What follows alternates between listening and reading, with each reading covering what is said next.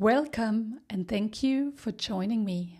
Today I'd like to take you into the heart of Paris, a city of beauty, ambition and secrets. Beyond Inheritance is a story about family betrayal and the truths we're never meant to uncover. Let me share a glimpse with you.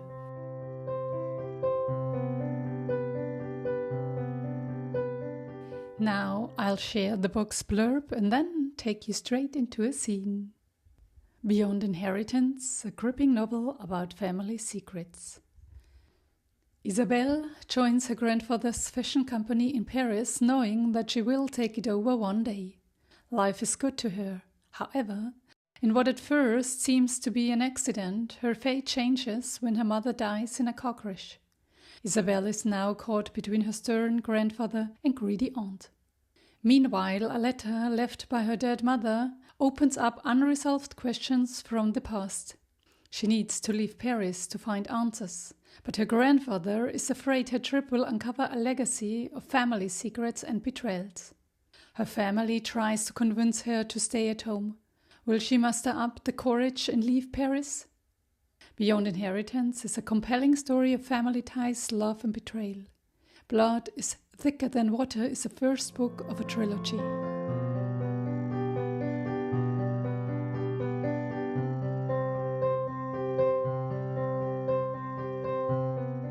Could you please shut up? Mary mentions sharply.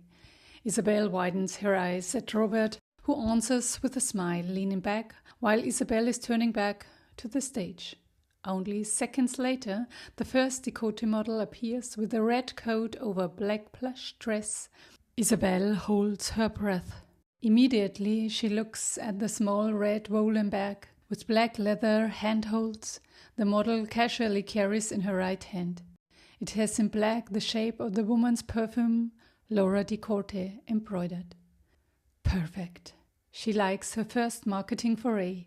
This attracts the right attention. Isabelle is certain. Each of the following female models is wearing a similar bag. They have different colors and fabrics, but every embroidery portrays the shape of the perfume LCD. It looks amazing and Isabelle is very happy about it. Even Marie likes it. She never would admit it out loud though. But Isabelle does not care because her silence is praise enough. The last round starts and therefore Charles has established something new.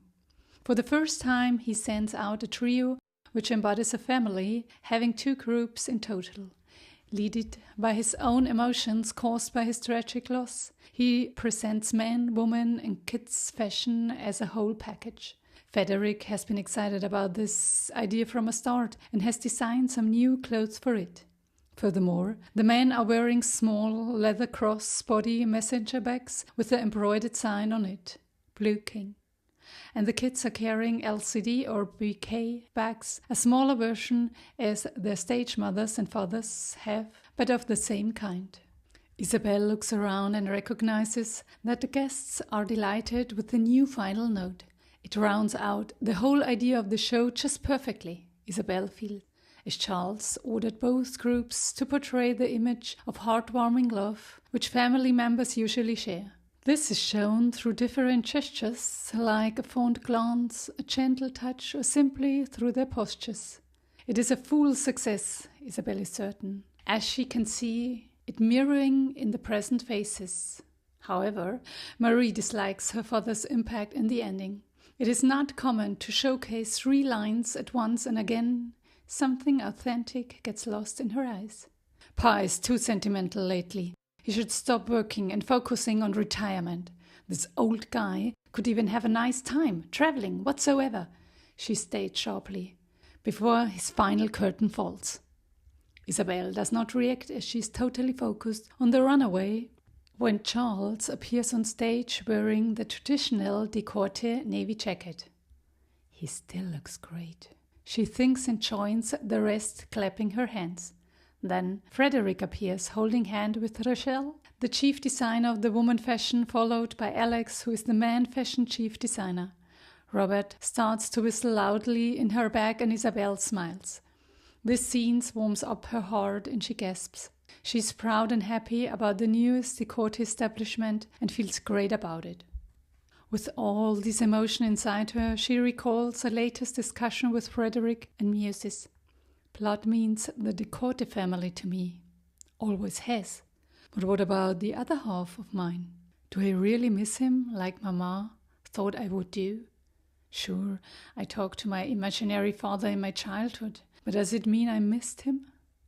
When I think about this side of my family, I feel nothing than emptiness. Well, I'm a product of two, as everyone else is, and maybe I should. She exhales, and then she breathes in the thick air in the room with such an intensity that she almost chokes on it. Maybe she coughs. Maybe I should go and find out whether he abandoned me on purpose or not, and he simply has no knowledge about my existence. Maybe even he would be happy to have me. Her thoughts break in excitement. The after-show party is in full swing when Isabelle decides to leave it early. Charles, Frederick, and many others want her to stay, but she says goodbye because she feels utterly tired. Shortly afterwards, knowing that the new fashion lines just experienced a great success, she ambles along the Quai des Tuileries in a good mood. She enjoys the clear winter night, looking at the river La Seine on her right. The water is smoothly flowing down the riverbed, illuminated by the moon. Small currents sparkle under the ray of light, which seems to Isabelle as if on the water's surface tiny stars would play with each other. She smiles at this thought, breathing in fresh air. She looks around and sees only a few people on the path in front of her, which is almost broom clean, as the snow is pushed all the way to their sides. Isabelle recalls the many compliments they just received when her thoughts wander off to her current most stirring subject. What am I supposed to do? Go? She's startled as suddenly Hannes approaches her and stares at him with her eyes wide open. Hannes, what are you doing here? Oh, I promised to pick up your grandmother, but I'm early and thought a walk would be the right thing to do, absorbing as much as fresh air as possible. Oh, okay, well, then good night, she utters and wants to move on. What are you thinking about so intensively? Did the show fail? Everything went well. Why would you think that?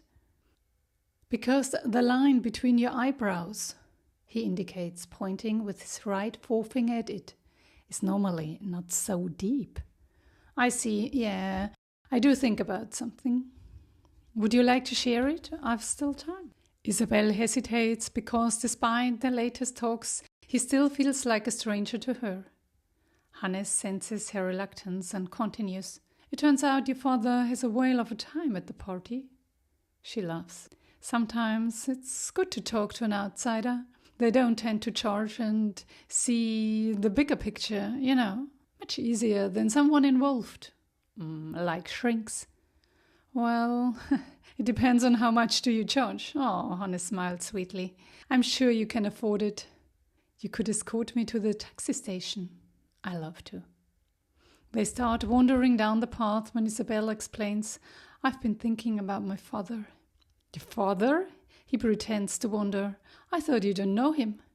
I didn't until a couple of weeks ago when I received a letter from my dead mother. Now I have a name, a wee family background, and his nationality. It turns out that I'm half American, almost related to me. Hannes jests. Who knows? Well, that's my deep line in between my eyebrows, I guess. Do you want to meet him? He asks, but she does not react and he continues. As far as I understand, you never met him, right?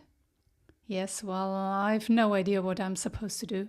I'm tempted to search him, but equally scared about it. Do you know his address or whereabouts? No. But you know his family. Why not asking them? They don't know it either. Is he missing? It looks like that. Oh, skip it. Pardon? It seems to me this person doesn't want to be found. I would say skip it and live on with your life. You have a great family here in Paris. That's all what matters, doesn't it? Isabelle senses a rage growing slowly inside her chest. She tries to ignore it and says friendly, "Maybe you're right."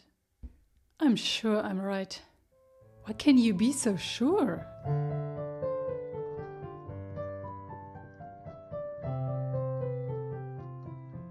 Thank you so much for listening. This was just a taste of Beyond Inheritance. If you want to uncover all the lies and hidden truths, the full story awaits you. Bye!